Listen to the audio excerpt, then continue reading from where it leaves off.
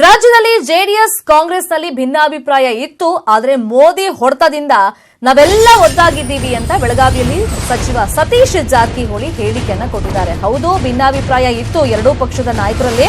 ಆದರೆ ಮೋದಿಗ ಹೊಡೆತ ಕೊಟ್ಟಿದ್ದಾರಲ್ಲ, ಅದರಿಂದ ನಾವೆಲ್ಲ ಒಗ್ಗಟ್ಟಾಗಿದ್ದೀವಿ, ಒಂದಾಗಿದ್ದೀವಿ ಅನ್ನೋ ಮಾತನ್ನ ಬೆಳಗಾವಿಯಲ್ಲಿ ಸಚಿವ ಸತೀಶ್ ಜಾರಕಿಹೊಳಿ ಹೇಳಿದ್ದಾರೆ. ಕಾಂಗ್ರೆಸ್ ಜೆಡಿಎಸ್ ಮೈತ್ರಿಗೆ ಯಾವುದೇ ಔಷಧಿ ನಾಟಿರಲಿಲ್ಲ. ಸದ್ಯಕ್ಕೆ ಮೋದಿ ಕೊಟ್ಟಿರುವಂತ ಔಷಧಿ ಫಲ ಕೊಟ್ಟಿದೆ. ರಾಜ್ಯದಲ್ಲಿ ಮೈತ್ರಿ ಸರ್ಕಾರ ಗಟ್ಟಿಯಾಗಿದೆ. ಅದಕ್ಕೆ ಪ್ರಬಲ ಕಾರಣ ಯಾರು ಅಂದ್ರೆ ಮೋದಿ ಅವರೊಂದು ಔಷಧಿ ಕೊಟ್ಟಿದ್ದಾರೆ, ಸರಿಯಾಗಿ ಹೊಡೆತ ಕೊಟ್ಟಿದ್ದಾರಲ್ಲ, ಅದರಿಂದ ಈಗ ಮೈತ್ರಿ ನಾಯಕರು ಒಗ್ಗಟ್ಟಾಗಿದ್ದಾರೆ ಅನ್ನೋ ಮಾತನ್ನ ಸತೀಶ್ ಹೇಳಿದ್ದಾರೆ. ಇನ್ನೊಂದ್ ಕಡೆ ಮೇ 29ನೇ ತಾರೀಕು ಆಪರೇಷನ್ ಕಮಲ ನಡೆಯುತ್ತೆ ಅಂತೆಲ್ಲ ಚರ್ಚೆಗಳು ಆಗ್ತಾ ಇದಾವೆ. ದೋಸ್ತಿ ಸರ್ಕಾರದ ಶಾಸಕರನ್ನ ಸೆಳಿತಾರೆ ಬಿಜೆಪಿಯವರು ಅಂತ ಶಾಸಕರನ್ನ ಹಿಡಿದಿಟ್ಕೊಳ್ಳೋದಕ್ಕೆ ಮೈತ್ರಿ ನಾಯಕರು ಸಿದ್ಧತೆಯನ್ನ ಮಾಡಿಕೊಂಡಿದ್ದಾರೆ. ಜೆಡಿಎಸ್ ಹಾಗೇನೆ ಕಾಂಗ್ರೆಸ್ ಇಂದ ರಿವರ್ಸ್ ಆಪರೇಷನ್ ಆಗುತ್ತೆ. ಬಿಜೆಪಿಯಿಂದಲೇ ನಾವು ಶಾಸಕರನ್ನ ಕರ್ಕೊಂಡ್ ಬರೋದಕ್ಕೆ ಒಂದು ಪ್ಲಾನ್ ಅನ್ನ ಮಾಡ್ಕೊಂಡಿದ್ದೀವಿ ಅನ್ನೋ ಮಾತನ್ನೂ ಕೂಡ ಸತೀಶ್ ಜಾರಕಿಹೊಳಿ ಹೇಳಿದ್ದಾರೆ. ರಿವರ್ಸ್ ಆಪರೇಷನ್ಗೆ ಏನೆಲ್ಲ ಪ್ರಿಪರೇಷನ್ ಬೇಕು ಅದನ್ನ ಮಾಡ್ಕೊಂಡಿದ್ದೀವಿ ಅಂತ ಇಲ್ಲಿ ಸತೀಶ್ ಜಾರಕಿಹೊಳಿ ಅವರು ಹೇಳಿದರು.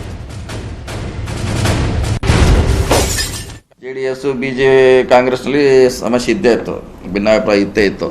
ಆದರೆ ಈ ಮೋದಿ ಅವರ ಹೊಡೆತಿಗೆ ಇಬ್ಬರು ಈಗ ಒಂದಾಗಿದ್ದಾರೆ, ಕೂಡಿ ಭಾಳ ಹತ್ತಿರ ಬಂದಾರೆ. ಈಗ ಚಲೋ ಆಗಿ ನಾವು ಇಂಟ್ಯಾಕ್ಟ್ ಆದೀವಿ. ನಮ್ಮಲ್ಲಿ ಸಮಸ್ಯೆನ ಈಗ ಮೋದಿ ಅವರು ಕೂಡಿಸಿದ್ದಾರೆ, ಸರಿ ಮಾಡಿಸಿದ್ದಾರೆ.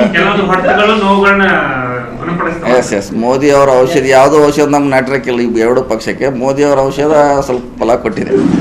ಅತಿ ಮುಂಚೆನೇ ಹೇಳಿದ್ದೆ ನಾವು ಗೆಲ್ಲೋದು ಭಾಳ ಕಡಿಮೆ ಅಂತ. ಚಿಕ್ಕೋಡಿ ಮಾತ್ರ ನಾವು 100% ಒಪ್ಪಿತ್ತು, 50,000 ಗೆಲ್ತೀವಿ ಅಂತ. ಆದರೆ ಮೋದಿ ಗಾಳಿ ಇಡೀ ದೇಶದಲ್ಲೇ ಬೀಸಿದೆ. ಹಿಂದುತ್ವ, ರಾಷ್ಟ್ರೀಯತೆ ಮತ್ತು ಪಾಕಿಸ್ತಾನ ಏರ್ ಸ್ಟ್ರೈಕು ಇವೆಲ್ಲ ಈ ಚುನಾವಣೆಯಲ್ಲಿ ಗುಪ್ತವಾಗಿ ಕೆಲಸ ಮಾಡೋದ್ರಿಂದ ನಮ್ಮ ಎಸ್ಟಿಮೇಟು ಫೇಲ್ ಆಯಿತು. ಟೋಟಲ್ ಚಿಕ್ಕೋಡಿ ಅಲ್ಲ, ಇಡೀ ರಾಜ್ಯದ ಫೇಲ್ ಆಯಿತು, ದೇಶದ ಕೂಡ ಫೇಲ್ ಆಗಿದೆ. ಇನ್ನು ಮಾತಾಡ್ತಾ ಸತೀಶ್ ಜಾರಕಿಹೊಳಿ ತಮ್ಮ ಸಹೋದರನ ಬಗ್ಗೆ ಕೂಡ ಪ್ರಸ್ತಾಪ ಮಾಡಿದ್ದಾರೆ. ರಮೇಶ್ ಜಾರಕಿಹೊಳಿಯದ್ದು ಹಳೇ ಸಿನಿಮಾ ರಿಲೀಸ್ ಆಗೋದು ನನಗಂತೂ ಡೌಟ್ ಇದೆ ಅಂತ ರಮೇಶ್ ಜಾರಕಿಹೊಳಿಗೆ ಸತೀಶ್ ಠಕ್ಕರ್ ಅನ್ನ ಕೊಟ್ಟಿದ್ದಾರೆ. ಪದೇ ಪದೇ ನಾನು ರಾಜೀನಾಮೆ ಕೊಡ್ತೀನಿ, ಆಪರೇಷನ್ ಕಮಲದಲ್ಲಿ ನಂದೊಂದು ಟೀಮ್ ಇದೆ, ಕರ್ಕೊಂಡು ಹೋಗ್ಬಿಡ್ತೀನಿ, ನಾವು ಸಾಮೂಹಿಕ ರಾಜೀನಾಮೆಯನ್ನ ಕೊಡ್ತೀವಿ ಅಂತೆಲ್ಲ ರಮೇಶ್ ಹೇಳ್ತಿದ್ರಲ್ಲ. ಬರೀ ಹಳೆ ಸಿನಿಮಾ ಅವ್ರದ್ದು ಸಿನಿಮಾ ಮಾತ್ರ ರಿಲೀಸ್ ಆಗೋಲ್ಲ, ನನಗಂತೂ ಡೌಟ್ ಇದೆ ಸಿನಿಮಾ ರಿಲೀಸ್ ಆಗೋದ್ರ ಬಗ್ಗೆ ಅಂತ ಟಕ್ಕರ್ ಕೊಟ್ಟಿದ್ದಾರೆ. ರಮೇಶ್ಗೆ ಸಿಎಂ ಹಾಗೇನೆ ಮಂತ್ರಿ ಸ್ಥಾನದ ಆಫರ್ ಕೊಟ್ಟಿದ್ದಾರೆ. ರಮೇಶ್ಗೆ ಮಂತ್ರಿ, ಸಿಎಂ, ಪಿಎಂ ಆಫರ್ ಕೊಟ್ಟರೂ ಕೂಡ ಅವರು ಬರೋದಿಲ್ಲ ಅಂತ ಬೆಳಗಾವಿಯಲ್ಲಿ ಸಚಿವ ಸತೀಶ್ ಜಾರಕಿಹೊಳಿ ಹೇಳಿಕೆಯನ್ನ ಕೊಟ್ಟಿದ್ದಾರೆ.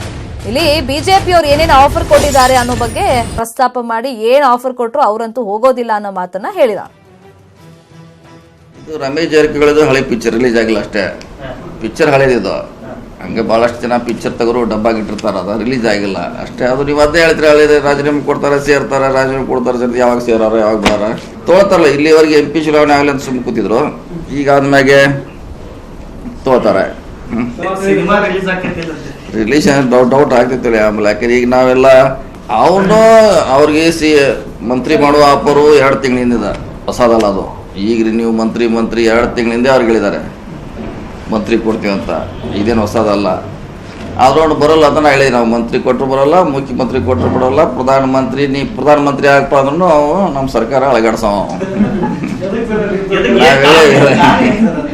ನಿನ್ನೆ ಕೂಡ ಹೇಳಿದೆ, ರಮೇಶ್ ಜಾರಕಿಹೊಳಿ ಕಾಲಿಟ್ಟು ಭಾಳ ಸಾಧ್ಯ ನಮ್ಮ ಪಕ್ಷದ ಹೊರಗಡೆ. ಸೊ ಅವ್ರ ಮ್ಯಾಗ ನಾವು ನಿರೀಕ್ಷೆ ಪಡೆದ್ರಲ್ಲಿ ಏನೋ ಅರ್ಥ ಇಲ್ಲ. ನಮ್ಮ ಪಕ್ಷ ನಾವು ಒಳ್ಳೆ ರೀತಿ ಇಟ್ಕೊಳ್ಳೋದು ಬೆಟ್ರ್. ಅವರು ಅಸಮಾಧಾನ ವ್ಯಕ್ತಪಡಿಸ್ತಾರೆ, ಪಕ್ಷ ಬಿಟ್ಟು ಹೋಗ್ಲಿಕ್ಕೆ ಯಾರು ಅಡಿ ಇಲ್ಲ. ಅವರು ಅಸಮಾಧಾನ ವ್ಯಕ್ತಪಡಿಸ್ತಾರೆ, ನಮ್ಮನ್ನು ಕಡೆಗಣಿಸಿರಿ ಅಲ್ಪಸಂಖ್ಯಾತರನ್ನ. ಅವರು ಕೂಡ ಮಂತ್ರಿ ಆಕಾಂಕ್ಷೆ ಹೊರತಾಗಿ ಅವ್ರು ಯಾರು ಪಕ್ಷ ಬಿಟ್ಲಿಕ್ಕೆ ಹೋಗ್ಲಿಕ್ಕಲ್ಲ. ಭಾಳ ಸಾರಿ ಹಿಂದೂ ಮಾತಾಡಿದ್ದಾರೆ, ಭಾಳ ಜನ ಇಂಥವ್ರು ಭಾಳಷ್ಟು ಜನ ಮಾತಾಡಿದ್ದಾರೆ. ಆ ಥರ